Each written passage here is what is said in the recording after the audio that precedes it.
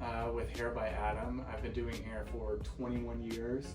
I've got a ton of experience in haircutting education and in salon work. My passion has always and will always be cutting hair, so I work with men, women, anyone with hair who needs it cut, straight, curly, whatever you got. I thought that hair would be something that would just immediately be attractive to me, but initially it was hard and it took me a little while. So I would say probably 3-4 years in, I realized wow, this is really what I'm interested in. This is what I want to do. This is my career for the rest of my life. And I fell in love with it, and I've loved it since then. What I love most about doing hair is the smile, the feeling that someone gets when they feel better than they did when they walked in. Giving them that reason to hold their head up high when they walk out of here and to feel good about who they are, not just externally and that type of beauty, but also internally. I think that really changes how we feel and changes how we carry ourselves and our mood and our attitude. So people trusting me to be a part of that is very special. For me, opening up my own space was about creating more balance in my life.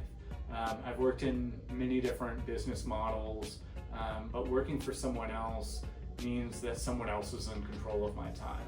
I've got a young daughter, a beautiful wife, a couple of sweet pups, and I want to spend great time with them.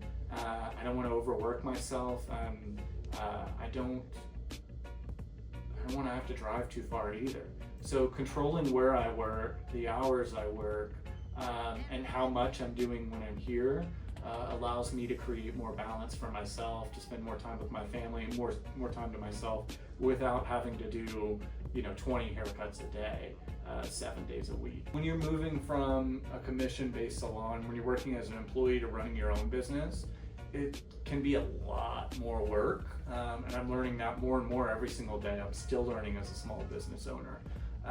But if you're thinking about making the leap and doing it, carving your own path, that's usually a good sign that you should do it. You should put your money where your mouth is, make the jump.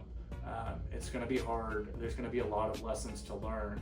But I think when you come out on the other end, you're going to be happier, you're going to have more control over your life, your dreams, your aspirations, and where your business goes. The next few years, I would love to continue to grow and expand my clientele, to see more and more people.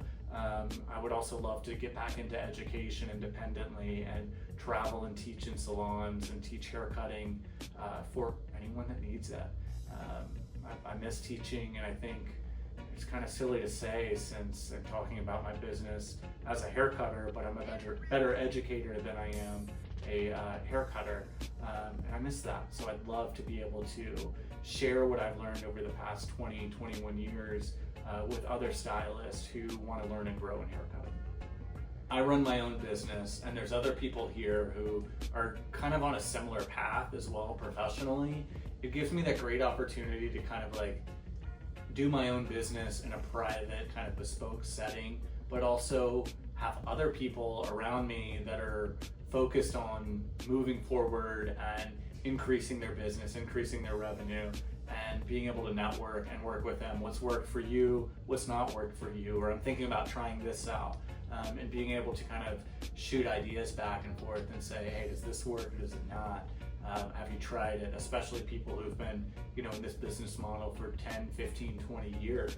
It's pretty new to me, and I'm still learning, so relying on the people around me, the people that rent in this space as well, is vital in my business. The biggest lessons I've learned are, one, be humble. You never really know who's coming into your chair, who's going to sit in your chair, what they've been going through, if maybe they just got the best news of their life or the worst news of their life. You never really know. So being involved with people, you're not just cutting hair and creating art, you're also working with people and emotions. So I think that sometimes that can be difficult and that can be challenging because you never really know.